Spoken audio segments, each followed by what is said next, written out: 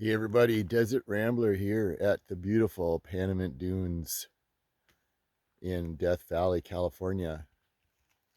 I thought I'd take a few minutes to go over what I carry in my hiking pack when I'm out here doing a solo hike out in the middle of the desert. So let's take a moment to take a look at that. So first the pack. Now I know this is the brand, but I don't remember what the symbol stands for, but it's like a shark. So it's a expandable, multi-layered, military kind of deal. Oh, there it is right there. Orca.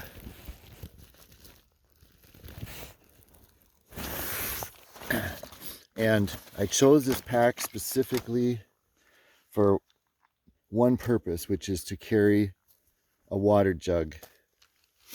And I'll get to that in a minute, which is over here. But it had to be big enough to fit that expandable water jug. It had to have multiple sections. So I wanted to have, hydration and whatever else would fit in around that.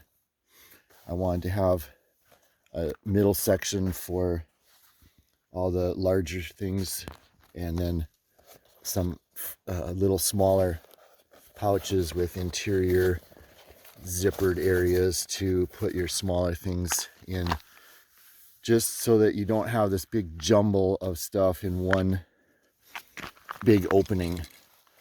I also wanted to be able to put some accessory attachments on here. So here's one here. Now, a lot of these are made for like ammo, your gun clips, whatever. Here I have a little Carson 6-power monocular. So when this is the shoulder strap, when it's on me, this here is right handy where I can get at it if I need to look down the trail. This one over here is set up for sunglasses, eyeglasses, and something else up top here if you want. So it also had to have a strap here that snapped and went across your chest, because this thing gets pretty heavy and it kind of wants to fall off your shoulders when your shoulders start slumping, you're getting tired. So I wanted that there, adjustable, and a waist strap to go around your waist. So that keeps it all nice and close to your body. And I think this was around $60, and that's probably been a couple of years. So let's take a look at the rest of what goes inside of there. So in the clothing department, and to be fair, this would not be inside the pack if I was out hiking, but I do store it in there. And to me, it's an extension of the backpack, which is, I wouldn't do without them now. So this is a safari vest. This is Olympina, but just any of them on Amazon. I just made sure it had to have one with zippers. I don't trust Velcro only.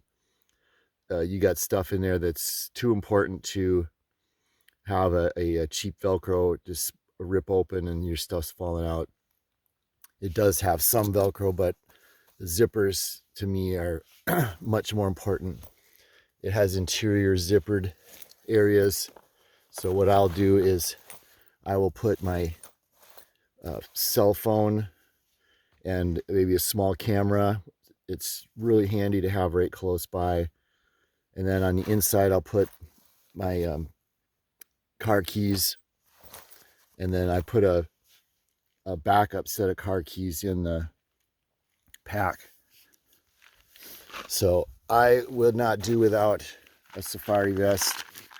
Now, I've tried the hip packs, and I find they just start dragging your pants down. I don't like them, and they feel hot and just not fun at all.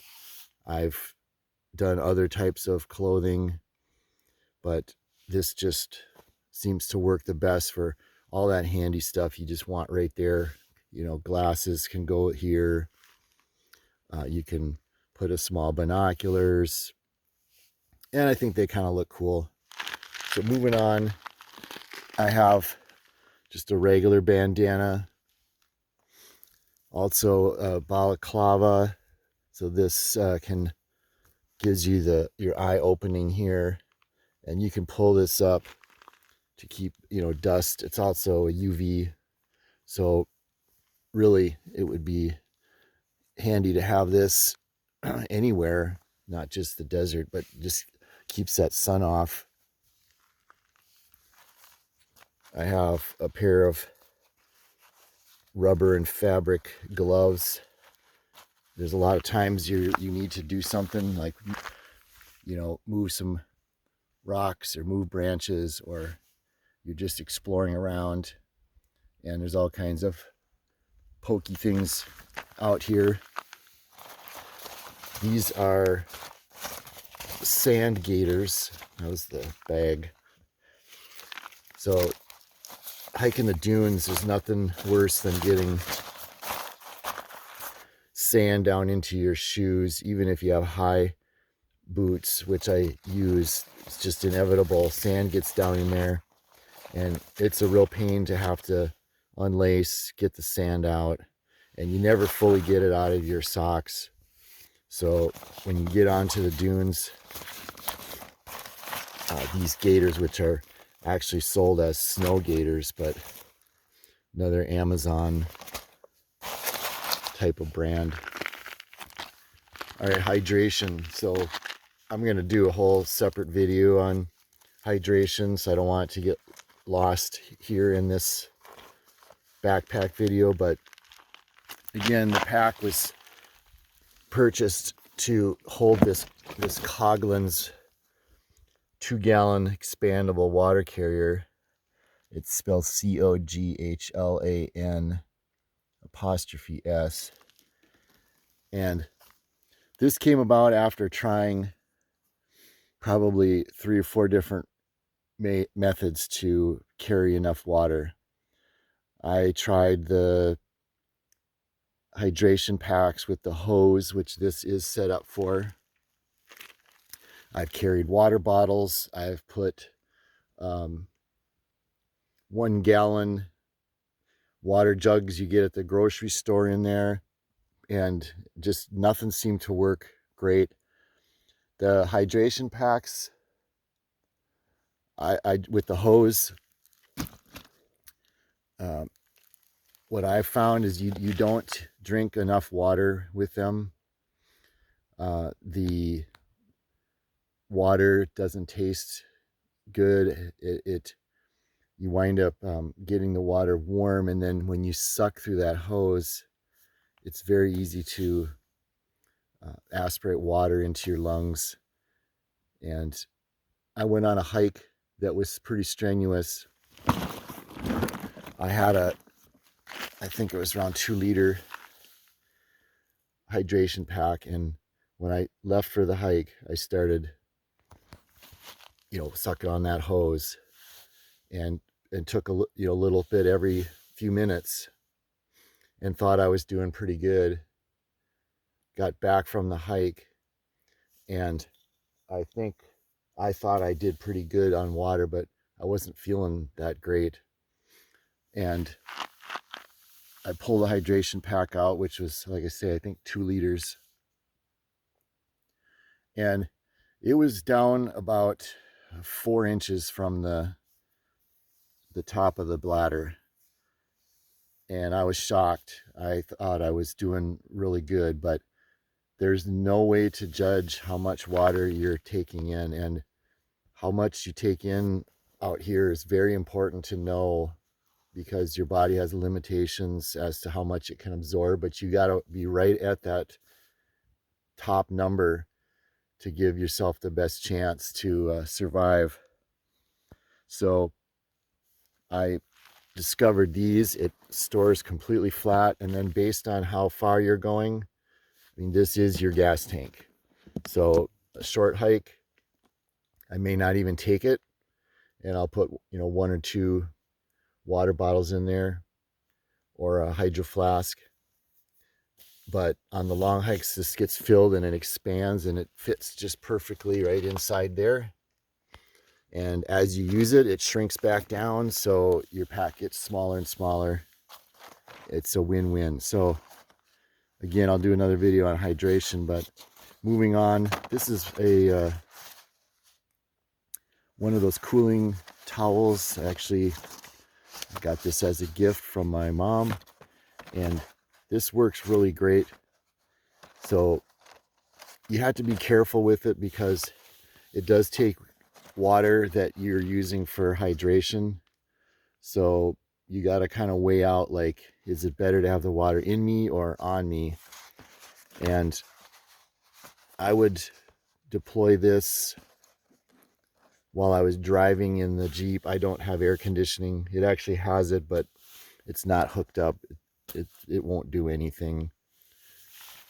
And I drove with this over my head, and I had plenty of water, so it was not a big deal. But if you're out hiking, if you're starting to feel like you're overheating, I certainly would not soak this with your water you need in your body and then put this on your head. It'll dry out within 15-20 minutes, and then you're stuck. So I do have it and bring it. It's nice if you know you've got enough water to just get a cool down with that. All right, so this here is the method I've come up with to get the most effective water intake, and that's an old-fashioned Army canteen. Now, this is brand new. This is a made in USA brand, and this carrier also has a little pouch on it for whatever you want, maybe a snack. But the key to good desert hydration is to be drinking regularly. Your body will only absorb, on average, the average person, about 32, 33 ounces of water in an hour. So about a liter an hour is all you can absorb. So if you guzzle gallons and gallons, it can cause hyponatremia, where your salt to water balance is out of whack, but it won't absorb, and you just will wind up peeing it out. It won't do any good for you. So you don't want to be under, you don't want to be over too much. So this here, 32, I know that I have to have this gone in an hour. So that's your limitation. And if you're starting to overheat and feeling symptoms of heat stroke, heat exhaustion, and you're still taking this in every hour, so you are overexerting yourself and getting yourself into a dangerous situation. You'll hear, excuse me, reports of people saying, well, I was drinking water. I don't know what happened. All of a sudden, I got cramped and my legs wouldn't work right, and I started feeling dizzy and hallucinating, and I was drinking. Well, because they had already gotten to the danger point, and it's not going to help them. They needed to stop exercising, get out of the sun. So I do basically a quarter of this every 15 minutes. So I need to have this done in an hour. But again, moving on for now, medical. I've got a bite and sting kit. Now there's some controversy as to whether this works. It's the Sawyer suction device. I don't know. It's cheap enough to just carry. It's small enough and light. If it would do something for a rattlesnake bite to help, I'm probably going to try it, at least even for peace of mind. Sometimes out, you're by yourself, remote, or even with somebody, and you need to comfort them or yourself that you're taking care of business. So especially with children, they want to know you're on top of it. So you've got to act like that medical professional or whatever, and do something.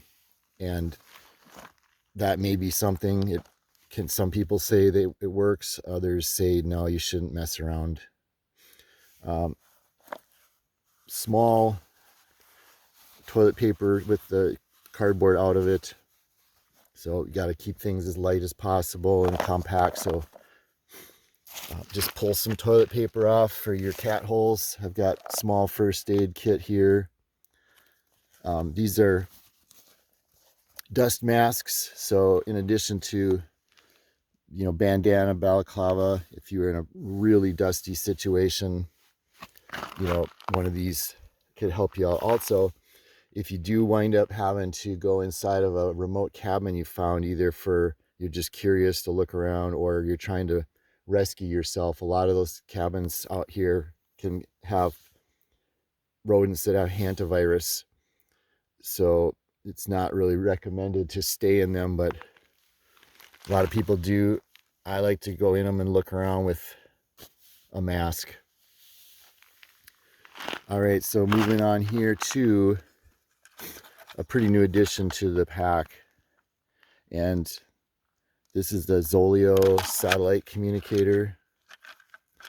And I think this is the best one, in my opinion, for a couple reasons.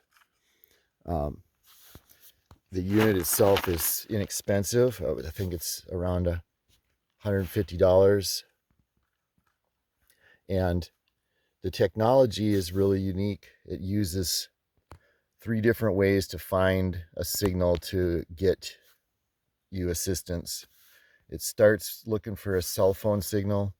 If it can't find one, it looks for a Wi-Fi signal, and then finally it'll look for the satellite signal. And it does that all very quickly. It's not like it's waiting and waiting. But it has email and text capability. Using your phone,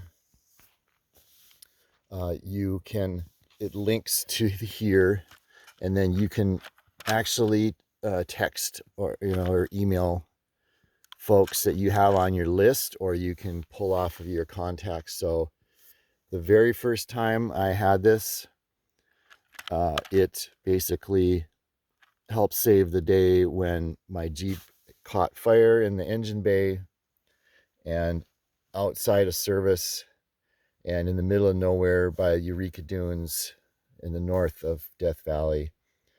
And, rather than have to push the SOS button, which would be a little embarrassing and also just a poor use of emergency resources, the Jeep was not all that far from a town, but there was just no cell signal there.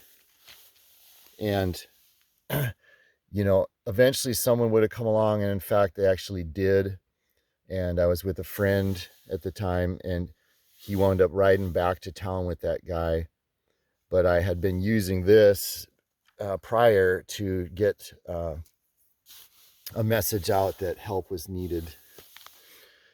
And it's just really nice to have that option of not just putting that SOS button and having, sheriff and helicopters and all that come in here. It's like you're just fine. I have a week's worth of water and food. I mean, eventually, I would have got out of there. So highly recommend that. Moving on to medical. So in addition to this little guy here, I have these Eurofarm Euro sutures, and they're super, super sticky. I mean, once you put them on, they're difficult to get off. So that would close up a wound. I have some medical tape here. All right, this here I think is really important. This is a disposable skin stapler. So this is sterile, and it has preloaded staples. And yes, it's going to hurt like a bugger, but if you're in the middle of nowhere and you fall and you tear yourself open, this could save your life. So you just have to stick it on there and staple away. And this here is a remover. So if you made a mistake or you didn't quite get it and then you had to do another one, I mean, you want to get the staples out of there, or, you know, or if you get to a, you know, some kind of additional help, you know, maybe this, you got to get those staples out of the way and they don't have the right tool. This is the special tool here to just make it as least painful as possible.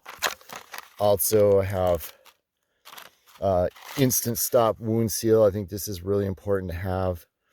You pour this onto a wound and it immediately seals that up. And it's not for large wounds, but you know, some of those small wounds can get a little disconcerting. Again, nice to get that sealed up right away. Okay, got the high fin. These are a chest seal entry exit wound. I think this is really important for everyone to have, no matter where you hike. And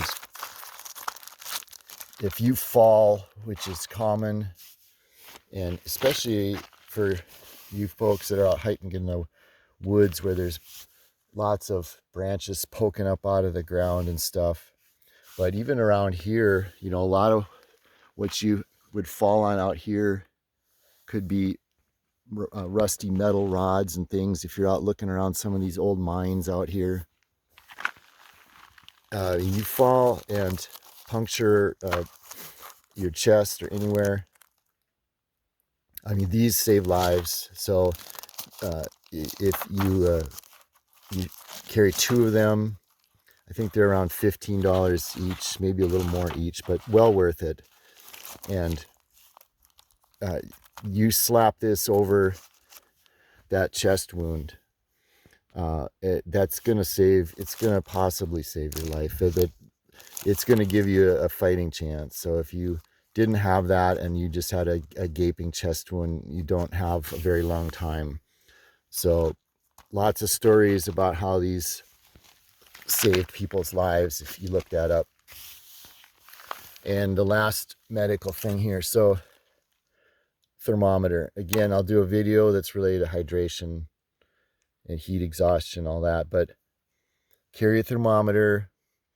So this tells you if you are starting to feel a little weird, just take your temperature. Now, you have to understand that in your mouth, the temperature is going to be off a couple degrees, but it gives you an idea where you are at.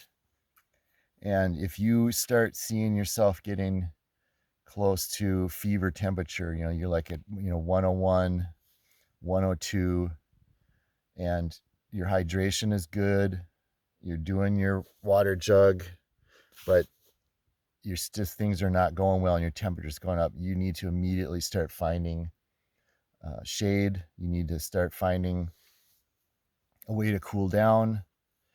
And this is very valuable to let you know where you're at. So when you're out hiking out here in the desert, and if the air temperature is you know, approaching 100, then when you start exerting yourself, you know, you're very likely your temperatures can go up if you're dehydrated, and it'll go up very rapidly. So you need to check your temperature, and you really have to learn what your body is, how it deals with the heat. Some people will do much better. They sweat more, others sweat less. So there's no one answer. You just have to start with the basics of, you can only absorb 32, 33 or so ounces, give or take a few. And from there, you have to practice at how much I can get away with temperature wise. And so you have to practice. And I've done that where I've hiked out. It's pretty hot. I thought I was getting, you know, a little, you know, heat exhaustion or heat stress. and I take my temperature, it's still right at 98.6. So then you're fine. You just got to keep doing what you're doing. Check your temperature.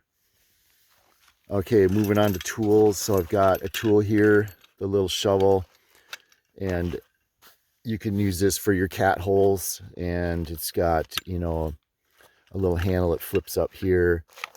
It can be a pickaxe or a shovel if you're looking for, if you do get completely stranded and you're out of water and you need to start looking for some kind of water, or, who knows what. Have a little shovel. This one's got a little saw on the side and it folds up. I have a knife here, hunting type knife. Now this actually has some supplies inside of it in there. I think there's like a little fishing kit or something. I don't really care about that, but it's a lightweight knife, and this of course would be on my belt. But I do like to have, a larger knife for protection against, critters or what have you. You can, get some curious coyotes and whatnot out here. And oftentimes I'm carrying a hiking stick or a staff anyway. And I have one that even has a spear on it if I feel like I'm going someplace that, may possibly have a mountain lion. But I try to be as lightweight as possible, so I'm not often carrying that. Like to have a Leatherman type of tool or whatever brand you want. Okay, so here, survival stuff. I do have one little food thing. This is a 2-day food. Certain little tablets. And I'm not real worried about food. I mean, you can go, technically, 30, 40 days without food. Your main concern is water. If it's over 100 degrees and you run out of water and you're already partly dehydrated, I mean, you've got, 3, 4, maybe 5 days, and that's it. Now, the satellite communicator is going to save you, but let's pretend that didn't work, or the batteries you didn't check, or they died, and they or you can't afford to have that. It's it's $20 a month, plus buying it. You don't have that. Don't worry about food. I'm not carrying a lot of snacks. I'll put some snacks over in the safari vest, but I'm not worried about food. I'm worried about finding water. So, but I do have that emergency blanket here, very important. Not only can they keep you out of the sun, you can make a little makeshift tent, and you can string it across or over some of these creosote bushes or whatever's out here. And even at night, it obviously can get very chilly out here. These are little fire starting cubes, and I have the magnesium deal here, fire spark thing, and I also have matches, but these are waterproof matches. So moving on to, got the little emergency mirror here, and you sight through that and you flash that. Now that would be, like the old-fashioned long time ago. You'd start fires. You'd start your 3 fires in a row, which is the signal, for help, and you would try to flash some airplane. There are times when I literally do not hear one airplane out here, and it would be, I think, questionable whether they would even be looking out the window at anything. Most of the airplanes, the sides are very high and the front is very high because they're looking at instruments. They're not really just out there staring at the ground. So the odds of you flashing it up and having it get into their cockpit window and have them go, oh, what's that, is probably very slim. But if you push the button on that and it does give them your GPS coordinates, you know, it's still within a certain range, and you may be down in a, you know, gully or something and can't move, or falling behind some rocks, and you know, they're looking, they're still not seeing you. I mean, you could use this to flash. Whistle, same thing. You can hear voices coming, or you can see people. You can blast that. Compass, still handy, depending on what kind of hiking you do. Now, you know, out here in the desert, I mean, you can pretty much see where you're going. And, you know, I'll take a reading just to see what it is, especially if I plan on returning back at night or in dusk. It's kind of nice to know, you know, which direction you had been going. But the sight lines are so long out here, you can kind of just see where you're going to go. And, you know, I'm not following a trail map. I'm just sighting off in the distance and then start walking towards that. And you never really lose sight of it. But still should have one. Extra batteries here for, should go over there with headlamp. All right, swim goggles. Absolute necessity for desert. You never know when you're going to get somewhere, you know, way out there. You know, the top of that dune is almost 5 miles away. You get out there, and then a windstorm can come up in the 2 hours that you were out hiking, and you're going to need those. Regular sunglasses will not help you. This is a waterproof and floating emergency light. So this is a See Me, and you just turn this here and clip it on. Again, same thing. So it helps them spot you if you're out there and you're lost at night. All right, night and day. These are trail markers. So again, there's not a lot of areas out here where it's a trail that you get turned around in, but there's some canyons and there's some spots where you need to, you know, make a Y, or there's a fork in the road, as they used to say. And, you know, which way do you go? I mean, you can put cairns down, you can put arrows in the ground, whatever. But again, at night, everything just kind of blends in and gets washed out by your powerful headlamp. You know, if you feel like you're at an intersection that you need to mark, just, you know, clip one of these onto a bush, and you know, it might help you find that. Again, if you're a GPS kind of person, maybe you're marking, you know, all your waypoints with a GPS. But technology fails, and you need to have something that's a backup. So still recommend doing all the old-fashioned methods, especially if you're solo. All right, mosquito net. This could really save your hike and your day. Oftentimes out here, like right now, the flies are really bad, and in the spring, the little white moths are really bad. And also right now, the larger sphinx moths are out, and you got your headlamp on and they are just whacking you in the face, buzzing around, and it's just awful at night. So if you're hiking back in the dusk or around your campsite, I had one trip where they literally ruined almost every evening. I could not sit out and enjoy a fire, any of the, you know, cooking, doing whatever. Just couldn't enjoy it. Moths in the face all the time, hovering around everything. So mosquito net, grab one of those.